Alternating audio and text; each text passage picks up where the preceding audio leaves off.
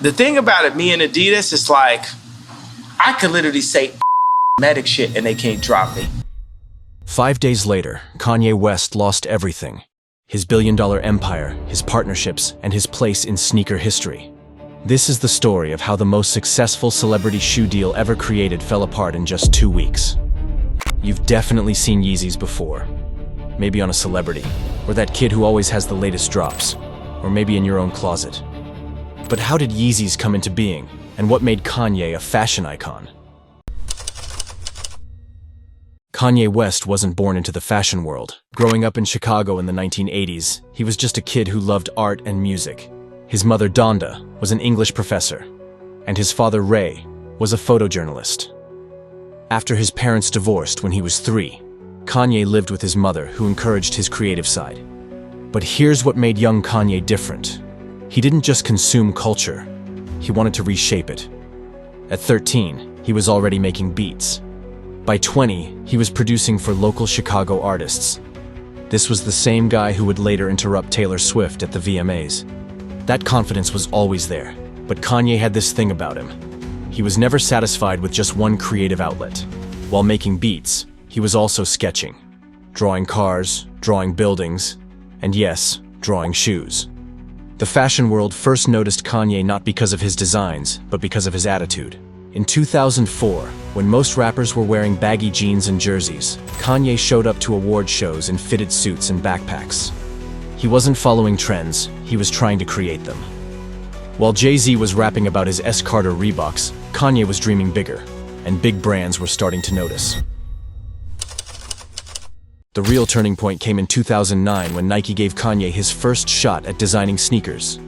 The Air Yeezy was born. But here's where things get interesting. Nike treated Kanye like any other celebrity endorser. They gave him a flat fee, no royalties, and limited creative input. Imagine creating something that makes millions and getting paid the same whether it sells 10 pairs or 10 million pairs.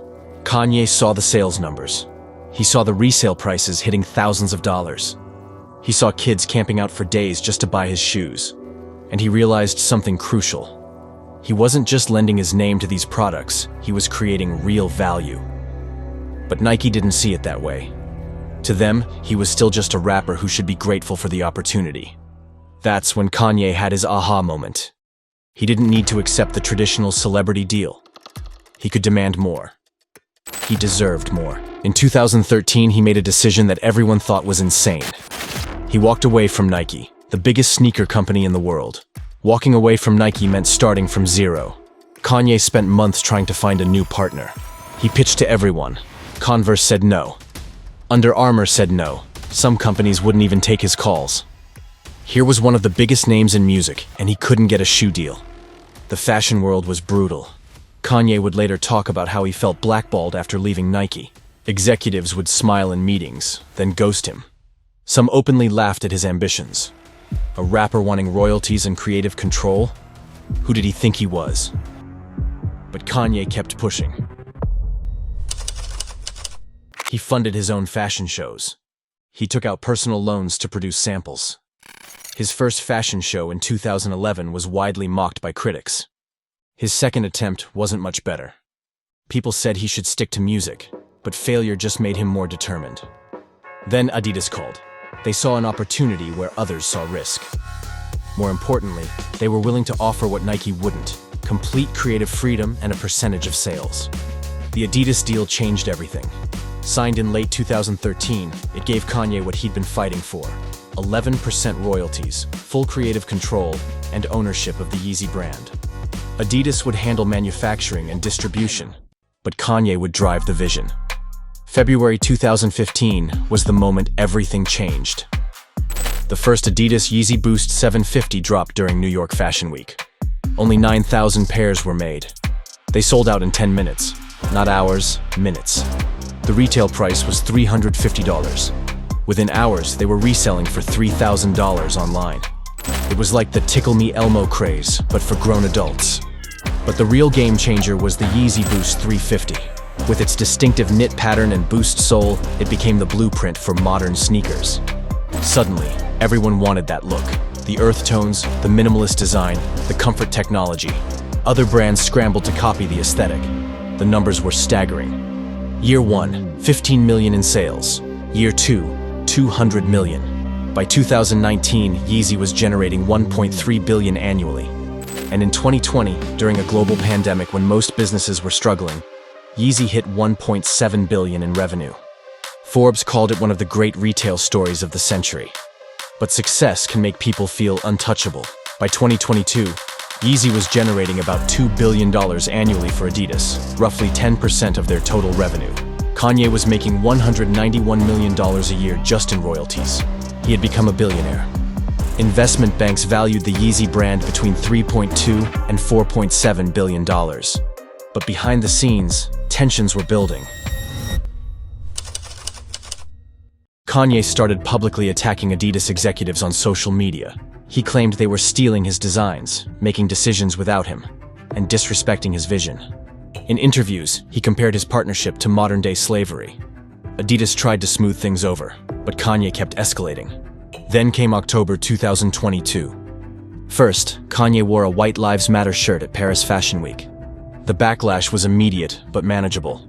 But what came next shocked everyone. On October 8th, Kanye posted anti-Semitic threats on social media. When criticized, he doubled down. In interviews, he made even worse statements. And then came those 5 fatal words that would cost him everything. "I can say anti-Semitic shit and Adidas cannot drop me." He posted it like a dare, like he was untouchable. Like the money made him immune to consequences. He was wrong, dead wrong. Adidas faced an impossible choice. How could they keep partnering with someone spreading hate speech? For days, pressure mounted. Celebrities condemned Kanye. Other brands cut ties. Balenciaga dropped him. Gap ended their partnership. His talent agency fired him. On October 25th, just 17 days after his first inflammatory post, Adidas made its decision. The partnership was terminated immediately. No more production, no more royalty payments, no more Yeezy. The financial impact was catastrophic. Adidas warned investors they would lose $250 million in 2022 profits. But it was actually much worse. They lost 600 million euros in just the fourth quarter.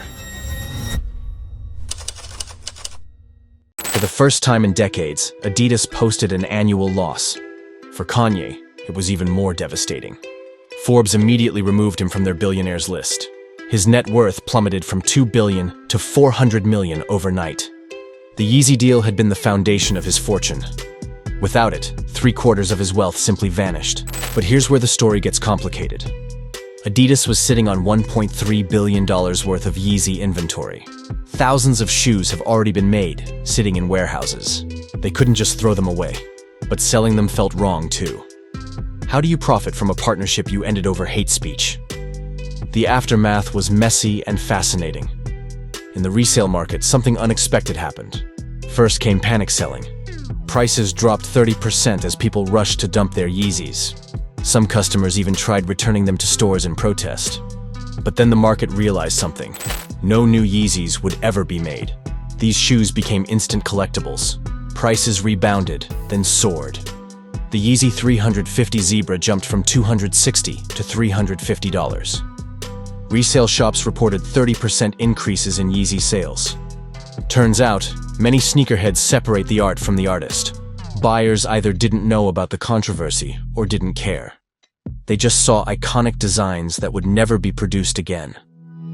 Adidas found a clever solution for its inventory. Starting in May 2023, they sold the remaining Yeezys at cost and donated profits to anti-hate organizations. Every release sold out instantly. By late 2024, every last pair was gone. They raised 260 million euros for charity. As for Kanye, his future in fashion remains uncertain. He showed up uninvited at Skechers headquarters and got kicked out. No major company will work with him. He's been spotted with new prototypes, but nothing has materialized. The man who changed sneaker culture can't find a single partner. Adidas moved on by going backwards. They brought back classics like the Samba and Gazelle, which exploded in popularity.